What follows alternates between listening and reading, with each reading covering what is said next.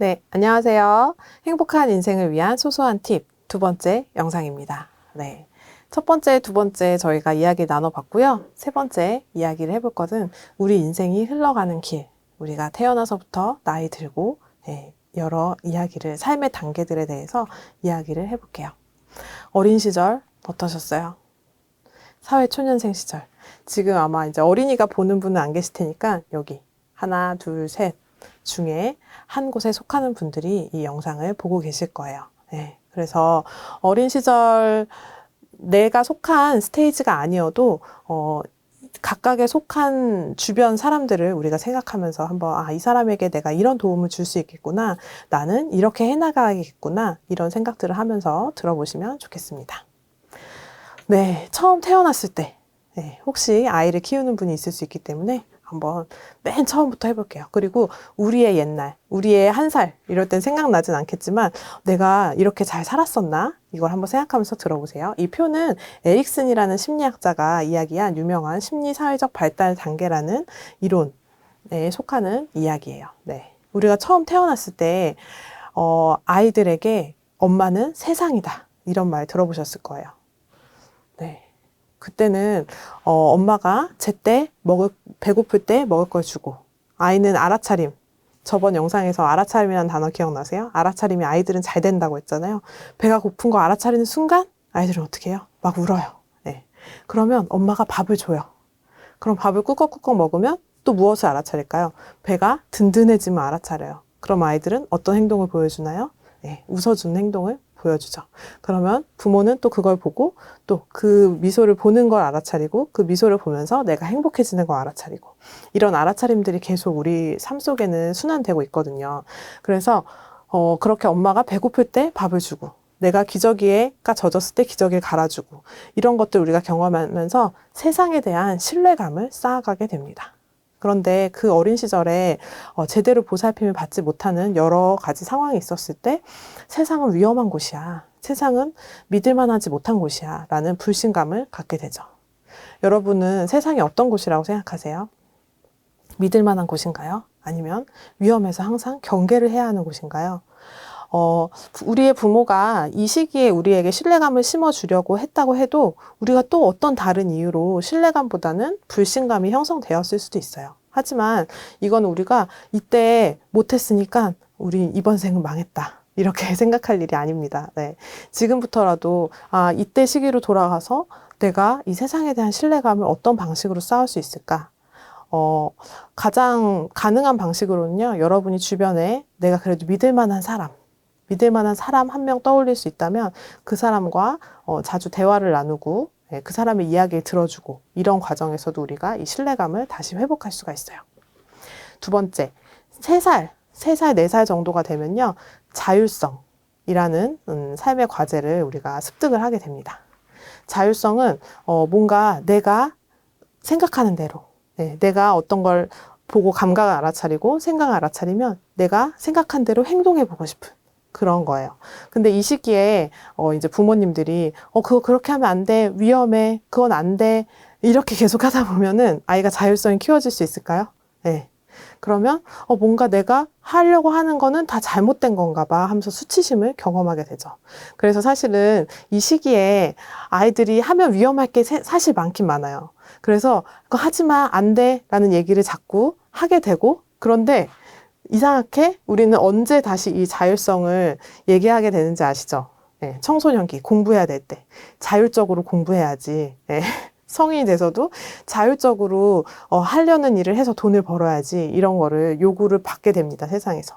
그래서 주변에 아이들이 있다면 그 아이가 자율적으로 하고 싶어하는 그 마음, 물론 위험해서 하지 말아야 될 게 있어요. 그럴 때는 설명을 해주면서 네가 이렇게 하고 싶은 마음은 참 알겠어 라고 자율성을 존중해주고, 이거는 위험한데 그러면 어떻게 하면 좋을까? 그래서 좀 더 안전한 방식으로 자율성을 길러볼 수 있도록 그런 기회를 주는 것도 생각해 볼 수 있을 것 같습니다. 그 다음엔요, 5살, 6살쯤 되면 주도성을 키우게 돼요. 역시 이 주도성도 이 시기의 아이들은 엄마, 나 이거랑 이거 입을 거야. 나 이 옷은 싫어. 네. 자기 주장이 강해진다고 하죠. 그럴 때는 오늘은 그냥 이거 입어 라고 얘기를 하게 되죠. 예. 아이들이 원하는 거 우리가 다 들어줄 수 없으니까요. 그런데 또 예. 그렇게 했다가요, 청소년기에 자기 주도적 학습 학원을 보내게 됩니다. 네. 그래서, 이 시기에 주도성이 사실은 키워졌어야 돼요. 그래서 아이가 상황을 주도해 나가는 걸 해보고 싶어 할 때, 역할놀이도 많이 하죠, 애들이. 엄마가 이렇게 말해. 나는 이렇게 말할게. 이런 주도하는 놀이를 조금은 맞춰줄 수 있도록 할 때 주도성이 키워집니다. 그래서 이것 두 개도 마찬가지예요. 내가 이 시기에 이걸 못 얻었나? 하시는 분이 있다면 지금 내가 어떻게 하면 자율성을 키울 수 있을까요? 주도성을 키울 수 있을까요? 내 하루, 아침에 일어나서부터 자기 전까지 내 하루를 내가 생각한 대로 살아보는 거예요. 그런 날들이 하루 이틀 쌓이면 우리 안에 자율성과 주도성이 마이너스인 사람은 없거든요. 조금씩 더 키워질 수 있을 거예요. 그런 것들이 있고요. 그 다음에 이제 12살, 초등학생까지는, 근면성 대 열등감. 이때는, 내가 노력한 만큼 결과를 얻는 그런 경험이, 이게 성실하게 산다는 것은 이런 결과를 얻게 되는 거구나 하는 것을 배울 수 있게 돼요. 그래서 이때는 아이들한테 뭔가, 이거 되게 잘했네, 못했네, 이런 말보다도 이 아이가 한 근면성, 그 노력의 과정을 피드백을 많이 해주시는 게 좋습니다. 그리고 청소년기는 질풍노도의 시기라는 말은 다 들어보셨죠? 그때 나의 자아 정체성을 잘 획득하느냐 아니면 혼돈에 빠지느냐. 그런데 여기서요, 정체성을 획득하려면 두 가지가 필요해요. 소속감, 우리 가족이라는 거. 우리 가족에 대한 소속감. 그래서 너는 아빠의 아이고 엄마의 아이고 우리 가족, 우리가 한 가족이고, 이런 소속감을 주는데 그 소속감을 막 강조를 하다 보면 정체성을 확립하기에 충분하진 않아요. 또 뭐가 있어야 되냐? 탐색을 하게 됩니다. 네, 그래, 내 소속은 여긴데, 가족, 학교, 내 소속은 여긴데 또 다른 세상에 뭐가 있지? 탐색하는 과정을 아이들이 많이 해요. 근데 그때 뭔가 이제 또 부모님들이 불안해지게 되죠. 근데 소속감과 이 탐색의 균형이 이루어질 때 아이들은 소속감의 안정도 느끼면서 새로운 세상도 탐색하면서 내 정체성을 찾게 됩니다. 그래서 요 시기에 주변에 지인이나 자녀가 있다면 그런 부분을 한번 이해해 주시면 좋을 것 같아요. 성인 초기, 20대에서 30대. 이쯤의 시기에는요, 친밀감. 그래서, 이때 어린 시절에도 친구가 중요하다고는 하지만 성인 초기에 그냥 가족이든 사회적 관계든 우리가 친밀감을 많이 형성하고 또 이 시기에 많이 가정을 이루기도 하고요. 이런 것들이 굉장히 사람들에게 심리 사회적 발달에 필요한 내용입니다. 성인 중기, 40대. 50대에는 생산성이라고 되어 있는데요. 그동안 내가 공부해오고 혹은 일해온 것에 대해서 지속적으로 생산성을 내기도 하고 후배들에게 도움을 주면서 뭔가 내가 이 사회에 가치 있는 역할을 하고 있다는 그런 마음을 가질 수 있는 게, 그게 이제 뭐 꼭 직업적이 아니어도 내 가족을 돌보는 거, 내 친구들에게 연락을 하고 친구들의 마음을 살펴주는 거, 그런 것들도 이 생산성을 획득할 수 있는 데 도움이 되고요. 노년기, 자아 통합 아니면 절망 이렇게 써 있는데요. 노년기에 계신 분들도 이 영상을 보고 계신 분들이 계실 거라고 생각이 들어요. 한번 쭉 보면서 그때 내가 이랬지. 그때 내가 이런 건 좀 아쉬웠지만 나한테 이런 도움을 준 사람들이 있었지. 그때 그래도 지나가다가 따뜻하게 나한테 말 한마디 해준 동네 어른이 있었지. 이런 것들을 하나하나 떠올려 보는 게 자아 통합에 도움이 됩니다. 그래서 지금 아주 오래전에 나에게 도움을 줬던 사람들, 그리고 지금 이 순간 내 곁에 있는 사람들, 그리고 나는 어떤 삶을 살아왔는지 이런 것을 쭉 생각해보고 또 오늘 하루하루를 살아가는 게 도움이 될 수 있어요. 그런데 지금 들으시는 분 중에 여기 성인 중기 초기의 분들이 많으시다면 우리는 이제 이걸 봤기 때문에 이 이후를 준비해 볼 수도 있어요. 내가 60대, 70대, 요즘 80대까지 90대까지도 많이 사시죠. 그 시기에 나는 어떤 자아들을 통합할 수 있을까?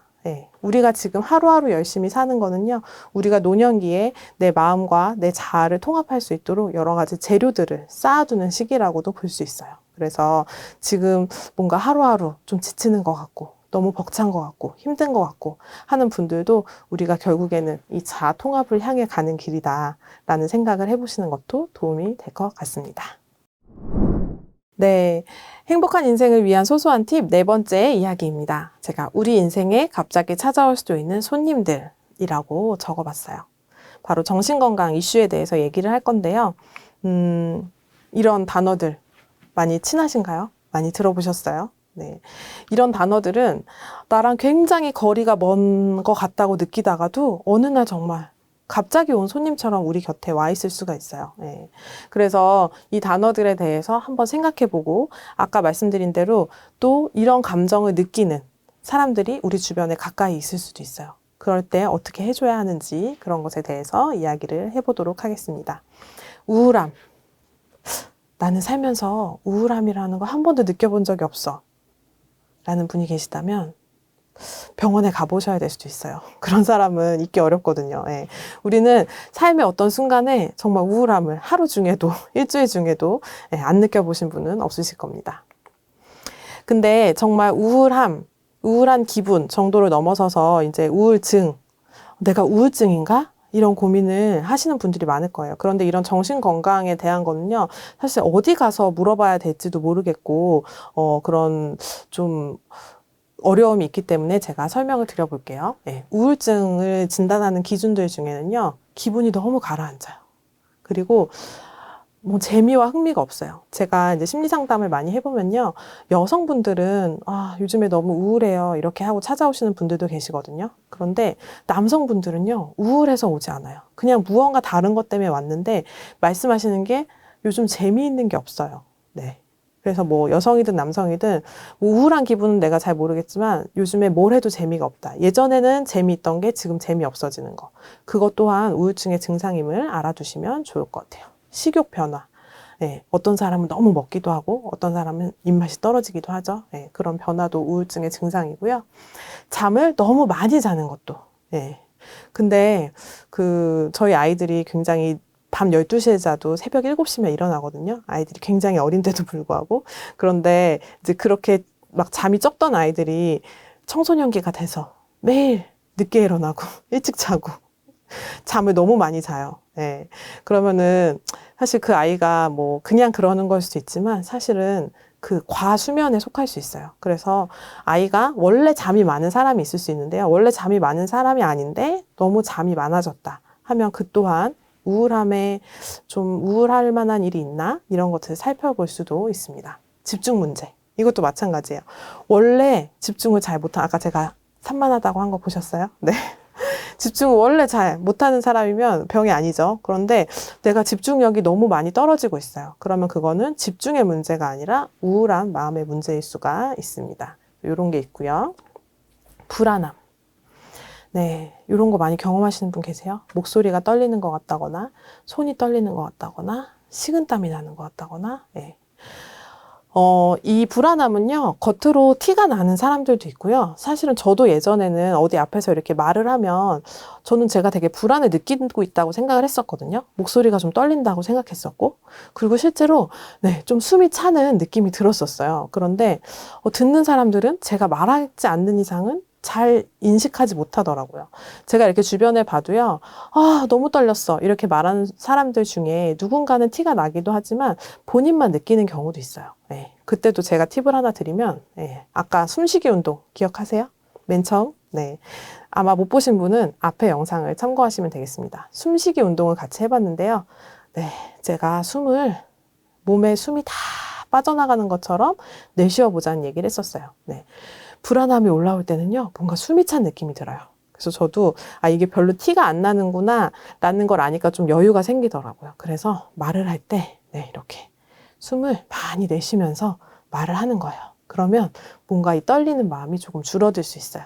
그래서 아무튼 이게 이렇게 조절이 되는 느낌이 들면 그래도 자신감이 생기는데 조절이 안 되는 것 같고 너무 떨려서 괴로운. 그래서 막 식은땀도 나고 그리고 성격도 너무 예민하고 그러다 보면 이런 분들은 꼭 화장실에 자주 가거나 화장실에 관련된 문제들이 많이 생기죠. 근데 이런 것들이요, 마음을 굳게 먹어야지 이런 말 많이 들어보셨죠? 네, 마음을 먹어서 되는 일이 아닙니다. 네, 이게 내가 통제할 수 없고 이런 불안함 때문에 일상생활이 너무 불편하고 힘들다라고 하면 그 또한 병원이나 보건소에 가서 혹은 복지관에 오셔서 상담을 받아보실 수 있어요. 그래서 혼자 우리가 감기는 혼자 이렇게 좀 감기를 약 병원 안 가면 7일 뭐 병원 가면 일주일 이런 말 들어보셨죠? 예. 그럴 수 있지만 폐렴이 되면 병원에 가야 되잖아요. 그거랑 비슷하게 생각하시면 돼요. 우울함이나 불안함이 우리가 평소에 조금씩 느낄 수는 있지만 이런 것들 때문에 내가 사는 게 너무 힘들다 라고 하면 그거는 혼자 마음 먹어서 되는 일이 아니에요. 그래서 꼭 정신건강 전문가를 찾아가 보시기 바랍니다. 공황장애라는 말은 요즘에 너무 많이 들어보셨죠. 연예인 분들 중에도 굉장히 많다고 하고 저도 상담에 제가 공황장애인 것 같아요 라고 하면서 오시는 분들이 많이 있어요. 그런데 이제 그런 분들은 대부분 이렇게 상담을 해보면 공황장애가 온 분도 계시지만 그렇지 않은 경우도 굉장히 많습니다. 그렇기 때문에 나 공황장애인가? 이렇게 공황을 경험하실 필요는 없어요. 공황장애는요, 명확하게 숨이 막힐 듯한 내가 정말 당장 죽을 것 같은 그런 공포심을 느껴서 아무것도 할 수 없는 상태가 한 번씩 찾아와요. 그리고 그게 한 번 이상 찾아오고 그렇기 때문에 또 이런 공황 발작이 올까봐 마찬가지로 이 위에 두 개와 마찬가지로 이 공황 발작이 올까봐 내가 일상생활에 뭔가 지장이 생겼을 때 내가 해야 될 일을 제대로 할 수 없을 때 그럴 때는 꼭 병원에 가셔야 돼요. 그런데 제가 좀 요즘에 숨 쉬는 게 답답한데 공황장애 아닌가요? 실제로 이런 이슈로 상담을 오신 분이 계셨었습니다. 제가 좀 지금 오늘 옷을 꽉 끼게 입으신 거 아닌가요? 이렇게 얘기해 드렸었는데 왜냐하면 그분 실제로 여러 가지 봤을 때 공황장애는 아니었거든요. 그래서 근데 물론 우리가 스트레스를 좀 받고 너무 놀라거나 해도 뭔가 이런 당황스럽고 이게 공황인가? 사람들이 말하는 건가? 하는 생각을 하실 수 있지만 정말 숨이 막힐 듯한 죽을 것 같은 공포가 아니면 뭔가 다른 기분이나 감정의 문제로 생각을 해보실 수 있을 것 같아요. 그렇고 충동 조절 장애. 네. 충동 조절 장애는요, 뭐 여러 가지가 사실은 있어요. 뭐 도박, 그다음에 아이들 게임 중독, 이런 것들도 충동을 조절하지 못해서 생기는 장애인데요. 그 외에 또 우리가 많이 경험하는 거는 분노 조절 장애. 네. 그런 것들이 여기에 다 속합니다. 그래서 이거는요, 뭔가 이렇게 하고 싶은 충동으로 인해서 몸에 긴장감이 막 올라와요. 그래서 아이들 같은 경우에도 저희도 이 핸드폰을 여러분 핸드폰 집에 놓고 오면 어떠세요? 어떤 마음이 건강하신 분은 핸드폰 없이 나오니까 참 편안하다 하실 수 있지만 뭔가 핸드폰에 뭔가 연락이 왔을 것 같고 내가 당장 핸드폰으로 하고 싶은 말이 있고 이 긴장감이 막 증가하게 되죠. 그럼 더 이상 못 버틸 때 집으로 가서 일을 해소하기 위한 행동, 핸드폰을 그냥 빨리 가지러 갔다 오는 그런 일이 생길 거예요. 그럼 게임 중독 같은 경우에도 게임을 당장 하고 싶은 충동으로 인해서 몸에 막 긴장감이 올라오는 거예요. 그럼 이거를 해소하기 위해서 게임을 얼른 하는 거죠. 화가 막 나면요, 누군가는 그 숨쉬기 운동을 통해서 화를 가라앉힐 수도 있지만 그 화내고 싶은 충동이 막 올라오는 걸 견딜 수가 없어서 화를 내버리게 되는 거죠. 그래서 이 또한 마찬가지로 너무 심각한 수준이 아니고 내가 그래도 2번에 1번 정도는 조절을 할 수 있다. 그래서 내가 일상생활은 잘 하고 있다 하면은 혼자 계속 조절을 해봐야겠지만 내 의지로 조절이 되지 않는 것 같고 일상에 막 분노 조절 장애 같은 경우에는 사회생활을 하는데도 굉장히 문제가 생기죠. 그럴 때는 꼭 전문가와 상담 또는 심리치료, 약물 치료를 받아보시면 좋겠습니다. 이렇게 살펴봤는데요. 그 다음에는 제가 함께 하기라고 써봤어요. 네. 이런 마음을 느끼는 사람이 주변에 있을 때 우리가 어떻게 도와줄 수 있을까? 아까 말씀드린 이 모든 것에서 이 정도가 너무 심하고 일상생활에 지장을 받으면 무조건 전문가를 찾아가셔야 돼요. 전문가라고 하면 병원에 가시면 좋고 병원은 가기 잘 모르겠어 하면은 보건소에 정신적인 이슈를 담당하는 정신건강복지센터라는 곳도 있고 여기 등촌사회복지관도 있습니다. 그래서 여기에 가서 전문가를 만나서 이게 병원에 가야 되나요? 아니면 괜찮은 건가요? 이렇게 1차적으로 물어보실 수가 있어요. 근데 이제 그렇지 않고 그냥 괜찮은 정도다라고 할 때 우리가 이렇게 같이 해줄 수 있는데요. 우울함을 경험하는 분은 실제로 햇빛을 쬐는 것이 도움이 됩니다. 그리고 뭔가 기분을 환기하는 게 필요하죠. 그러니까 우리 오늘 거기서 만나서 좀 걷자. 이렇게 연락을 해주세요. 그래서 만나서 함께 걷는 거예요. 걸으면서 우리 그때 거기 갔을 때 되게 좋았잖아. 그때 좋았던 순간 이야기를 나누고요. 근데 이 우울한 사람들은요, 거기 산책하자 이러면 그래? 하고 나오지 않거든요. 그렇기 때문에 우울한 거거든요. 그래서, 오늘은 안 될 것 같아 하면은 또 너무, 나와, 지금 나와 하면은 또 마음이 더 힘들어질 수 있어요. 그럼 하루 이틀 또 기다려주고, 내가 기다려주고 있다는 거 알아줘. 라고 마음을 전하고, 그 다음에 다시 또 한번 산책을 권유해 보시는 게 방법일 수 있어요. 불안함을 경험하는 사람한테는 어떻게 해야 될까요? 네. 따뜻한 눈빛, 그리고 미소. 네. 불안함을 경험하는 사람한테 사람이 뭔가 앞에서 이제 뭐 직장 생활을 하시는 분들도 있을 텐데 불안을 유독 느끼는 사람이 오늘은 팀에서 발표를 해야 돼요. 네. 그럴 때 내가 해줄 수 있는 일이 뭐가 있겠어요? 그냥 그 사람을 따뜻한 눈빛과 미소로 바라봐 주는 거. 네. 그리고 뭐 아이들이나 뭐 가족이 불안이 좀 높은 편인데 어디 뭔가를 하러 가야 돼요. 네. 그러면은 우리가 되게 흔히 하는 말 있어요. 떨지 말고 잘하고 와. 네. 아까 전 영상을 안 보신 분은 꼭 가서 보셔야 돼요. 제가 우리를 멋진 사람으로 만들어주는 화법, 긍정 단어. 떨지 말고 잘하고 와. 그러면요. 떨지 말고 잘하자. 떨지 말고 하다가 되게 떨려요. 네. 그래서 긍정 단어로 바꿔줘야 됩니다. 편안하게 하고 와서 얘기해줘. 네. 그러면, 그래. 편안하게. 이 단어를 되뇌이면서 가거든요. 그래서 이런 말을 해줄 수 있습니다. 네. 그리고 공황장애. 공황장애는요, 실제로 이거는 마음으로 어떻게 되지 않아요. 그래서 사실은 공황장애가 정말 온 것 같다 하면 함께 복지관이나 보건소, 병원에 가주는 도움을 주시면 좋겠습니다. 충동조절 장애는요, 제가 숨쉬기 운동 중요하다고 말씀드렸죠. 네.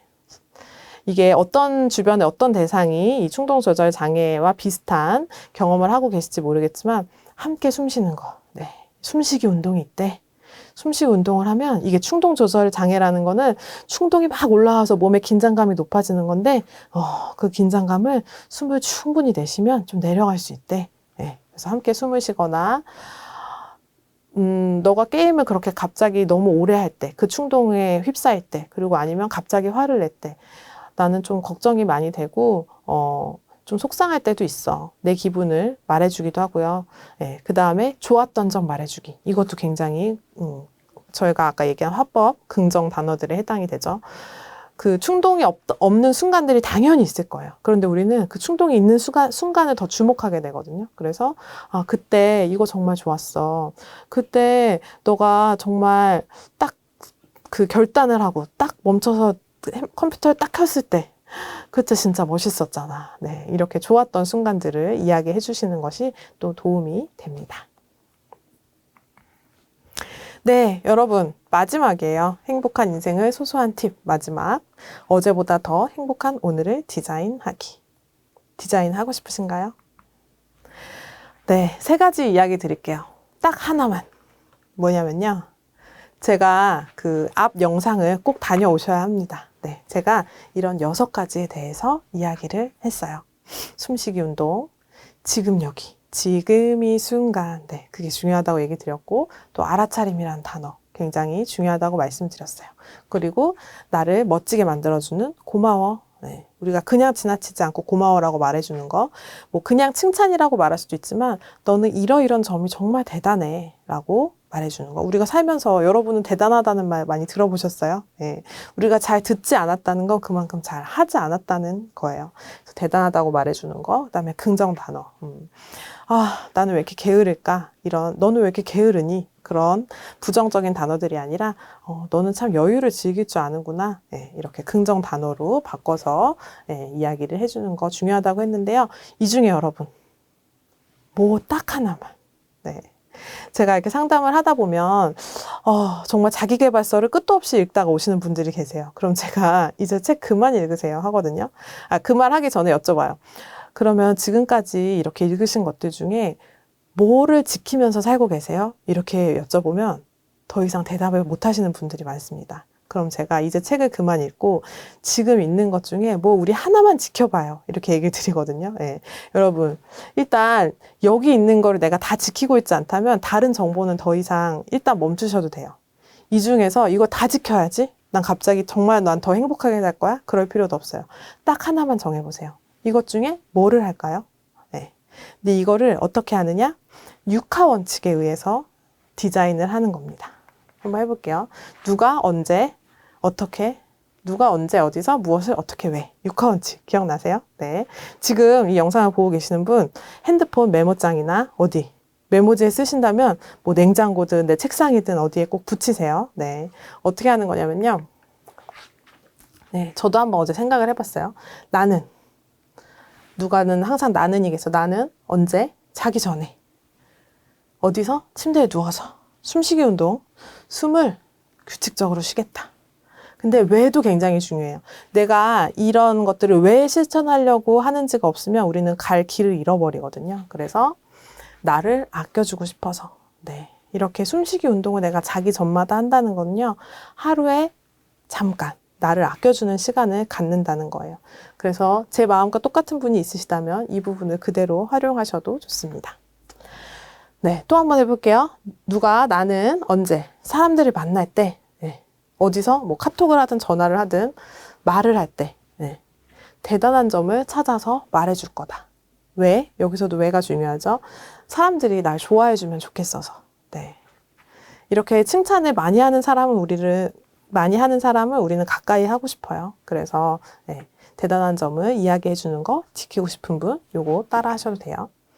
마지막으로 나는 가족에게 말할 때 네, 집 밖에서든 안에서든 단어 선택을 긍정적으로 해보겠다. 왜? 나는 가족을 사랑하니까. 네, 이것도 해보실 분 계신가요? 네. 이래서 우리는 무슨 다짐을 할 때 육하 원칙으로 해보면 네, 우리 다짐이 좀 더 구체화되고 구체화된다는 거는 그 다짐이 실현 가능성이 높아진다는 거기 때문에 딱 한 가지만 네, 여러분 한 가지 다 습관이 되기 전에는 다음으로 넘어가지 않으셔도 돼요. 오늘 이야기 나눈 것 중에 한 가지만 실천을 하셔도 우리는 좀 더 행복해질 수 있습니다. 그리고 이제 정말 마지막이에요, 여러분. 어제보다 더 행복한 오늘을 위한 오늘을 디자인하기 마지막 1년 뒤에 일기. 여러분 이거 써보신 적 있으세요?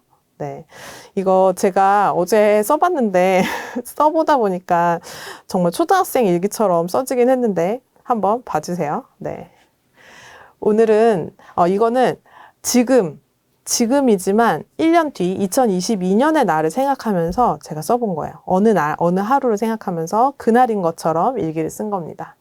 오늘은 참 바쁜 하루였다. 산책, 집 정리, 공부해야 될 일. 내가 정한 스케줄로 하루를 꽉 채워 보낸 기분이 참 뿌듯하다. 도서관에서 책을 여러 권 빌려가는 경신이가 참 대단해 보였다. 예전 같으면 그런가 보다 했을 텐데 대단하다고 말해 주었다. 그 순간 경신이도 나도 더 기분이 좋아졌다. 별거 아닌 것 같았던 시도들이 변화들이었는데 1년 전 나와 비교해보면 참 많이 달라진 것 같아서 신기하다. 네. 초등학생 얘기 같나요? 네. 저도 이 강의 내용을 만들면서 그래, 나도 다른 사람들한테 대단하다는 말을 좀 더 자주 해주고 싶다라는 생각이 들었어요. 그리고, 제가 아까 이제 저는 산만해요, 게을러요, 이런 이야기를 전 영상에서 했었는데, 그래서 저는 좀 더 이렇게 하루를 일정을 잘 짜서 좀 뿌듯함. 오늘 영상에서 얘기한 그런 자율성, 주도성 이런 이야기 했잖아요. 그게 과거에 나한테 많지 않았다고 해도 하루를 잘 짜임새 있게 쓰면서 나도 자율성과 주도성을 더 키워보는 그런 뿌듯함을 느끼고 싶다는 생각이 들더라고요. 그래서 1년 뒤에 상상을 이렇게 해봤어요. 이렇게 한번 쓰고 나면요, 이거를 매일 들여다보지 않아도 이 생각들이 우리 뇌에, 우리 마음 어딘가에 저장이 됩니다. 그래서 뭔가 오늘 하루 더 짜임새 있게 살아보고 싶어지고 다른 사람한테 긍정적인 말도 더 하게 되고요. 그래서 육하 원칙에 따른 계획, 나의 다짐이 지켜졌을 때 1년 뒤에 내 모습이 어떨지 그런 것을 한번 써보세요. 그거는 정말 간단한 방식으로 어제보다 더 행복한 오늘을 디자인하는 방법입니다. 저는 이런 방법을 자주 쓰는데요. 그냥 오늘 하루, 내일이 어떨지에 대해서도 뭐 쓰지 않더라도 상상으로 일기를 써보는 편이에요. 제가 이제 어저께 굉장히 하루가 바빴어요. 그래서 바쁘게 하루를 보내다가 이제 오늘 이 영상을 찍기 위해서 이 자료들을 막 완성을 했어야 됐는데 완성이 아직 되지 않았고 너무 일정은 바빴거든요. 그래서 그래, 3시까지 마무리할 수 있을 거야. 새벽 3시. 새벽 3시에 마무리를 하면 제가 한 9시, 오전 9시 정도에 오늘 일어나도 됐거든요. 6시간 정도 자면 충분하지. 이렇게 낮에 바쁜 중에 생각을 했었는데 정말 이 자료를 딱 다 만들고 나니까 2시 53분이더라고요. 네. 이게 참 생각한 대로 이루어진다는 말이 매번 느껴도 신기한 것 같아요. 그래서 여러분도 오늘 하루가 어땠으면 좋겠는지 한번 생각해 보시고 이런 하루들이 채워졌을 때 1년 뒤가 어떨지 한번 생각해 보시면 어제보다 더 행복한 오늘을 디자인하는 것을 하시는 것입니다. 네. 네, 여러분 어떠셨어요? 네, 제가 2개의 영상에 걸쳐서 이렇게 5가지 행복한 인생을 위한 소소한 팁을 한번 드려봤어요. 누구나 더 어제보다 오늘 행복해질 수 있다는 믿음으로 전 살고 있고요. 이런 이야기를 한번 잊어먹을 것 같으면 다시 한번 와서 시청해 주셔도 좋습니다. 그래서 첫 번째 뭐였죠? 행복을 가져다주는 마법의 단어들. 숨쉬기 운동. 그리고 알아차림. 네, 여기저기 뭘 알아차려 보이는 거, 들리는 거 알아차리다가 생각, 기분 알아차리다가 내가 원하는 게 뭐지? 이거 알아차리다 보면 그러면 원하는 걸 하면 그 하루가 만족스럽고 그 1년이 만족스럽고 내 인생 전체가 만족스러워지기 때문에 행복하죠. 근데 거기서 중요한 게 지금 이 순간, 지금 이 순간 알아차림, 지금 이 순간 숨쉬기 운동. 이것도 기억해 주시고요. 나를 더 멋진 사람으로 만들어주는 화법, 고마워라는 말 지나치지 말고 하시는 거. 대단하다는 말 잘 찾아내서 해주시는 거. 그리고 부정 단어들이 아니라 긍정 단어들로 이루어진 문장을 말하는 거. 꼭 해보세요. 네. 그 다음에 생애주기별 이야기도 한번 해봤고요. 불안함, 우울함, 여러 가지 정신건강 이슈에 대해서도 이야기를 해봤고, 어제보다 더 행복한 오늘을 위해서는 뭐였죠? 딱 하나만 하자. 여기 적힌 것 중에 딱 하나만 실천하고, 그게 완전히 습관되면 또 하나를 해보고, 그리고 그 6화 원칙에 따라서 계획을 해보고, 그 계획이 잘 지켜졌을 때 1년 뒤에 내가 어떨지 미래 일기를 써보는 거.